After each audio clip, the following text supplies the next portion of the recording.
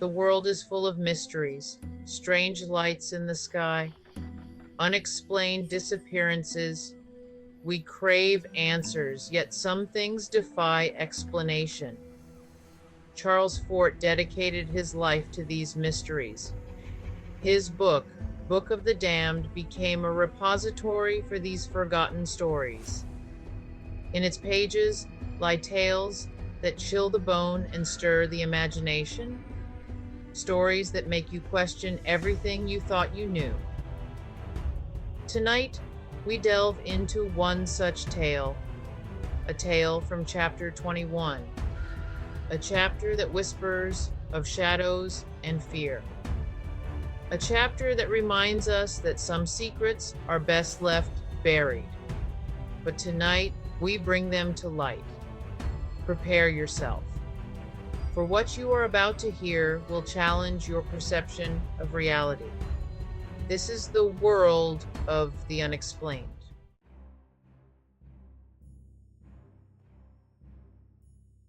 Our story takes us to the rugged coastline of Maine. Perched on a windswept promontory stands a solitary lighthouse. Old Caleb, the lighthouse keeper, was a man of the sea. He had lived alone in the lighthouse for as long as anyone could remember. Every evening, Caleb would meticulously polish the lighthouse lens. One stormy night, as Caleb made his rounds, he noticed something strange.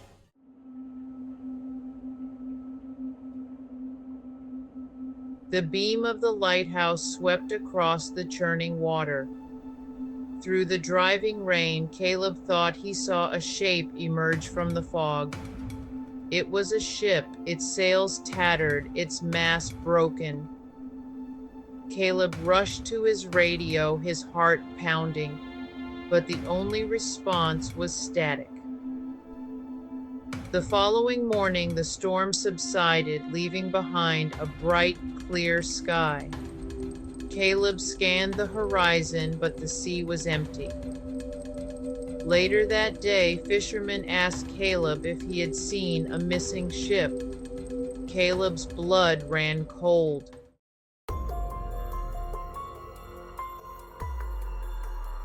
The fishermen spoke of a ghost ship, a phantom vessel that appeared during storms.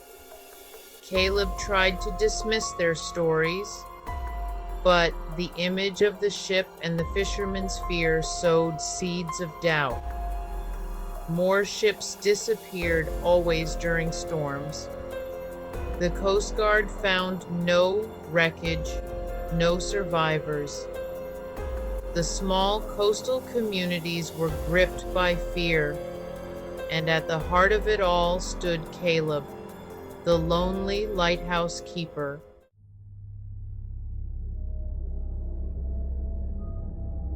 A thick fog began to blanket the coastline. Caleb watched from his lonely vigil, a knot of unease tightening in his stomach. The fog was unnatural, moving with a life of its own. The air grew heavy, thick with the smell of salt and something ancient. Caleb tried to ignore it, but the fog seemed to seep into his bones. He was alone, cut off from the world, trapped in a swirling vortex of fog and fear.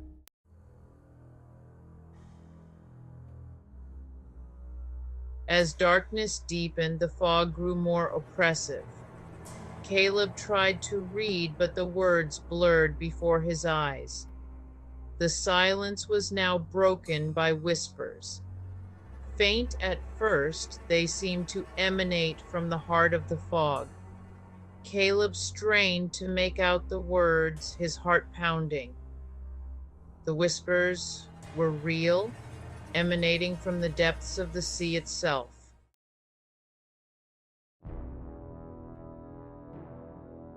Suddenly, the lighthouse shuddered. The powerful beam of light flickered. Through the swirling fog, a faint glow appeared in the distance. It pulsed with an eerie, otherworldly light. The glow resolved itself into a ship, its sails billowing. This was no ordinary vessel. As it drew closer, Caleb could see figures on the deck. The whispers intensified, becoming a chorus of mournful cries.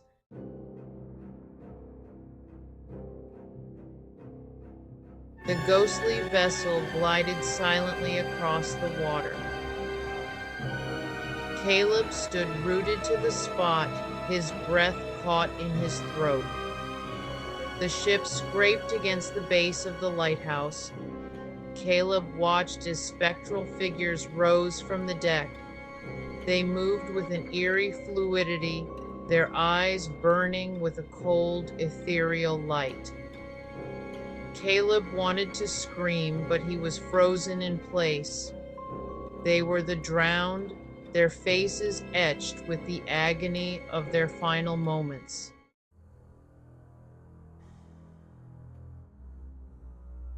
The figures parted, revealing a central figure. He wore the garb of a ship's captain.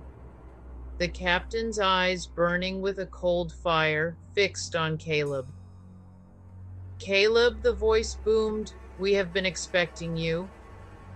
Caleb tried to speak, but his voice failed him. The captain approached, his boots thudding against the stone floor. "Join us and guard the depths as you have guarded the light, or share the fate of those who sailed into our embrace."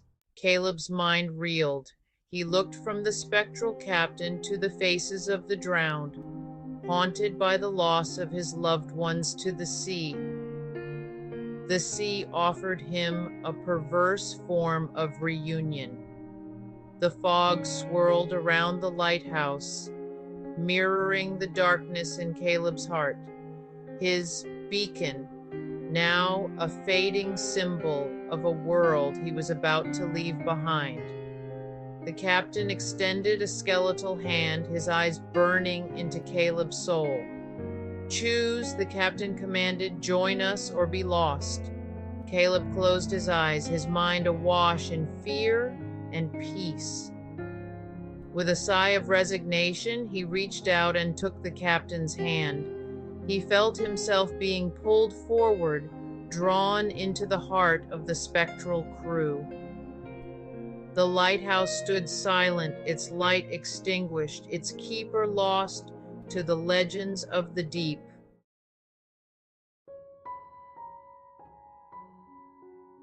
The following morning, the fog lifted, revealing a scene of eerie tranquility.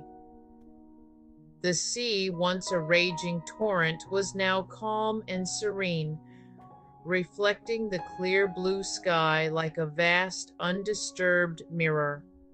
The sun, breaking through the receding clouds, cast a golden glow on the rugged coastline, but it did little to dispel the sense of unease that hung heavy in the air. The lighthouse stood silent, its once steadfast beam extinguished, a stark silhouette against the brightening sky. Fishermen, their faces etched with a mixture of grief and apprehension, approached the rocky promontory cautiously, their boats bobbing gently on the now placid water. They called out for Caleb, their voices echoing hollowly against the stone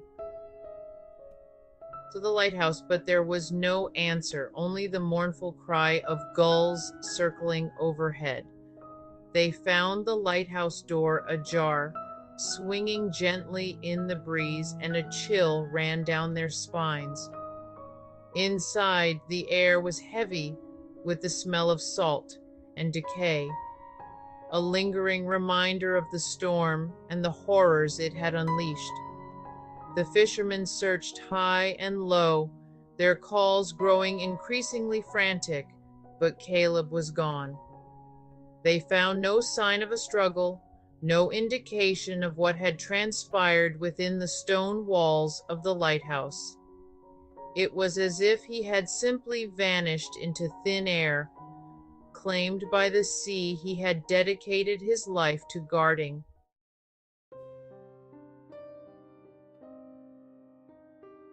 word of Caleb's disappearance spread like wildfire through the coastal communities, fueling the flames of fear and superstition.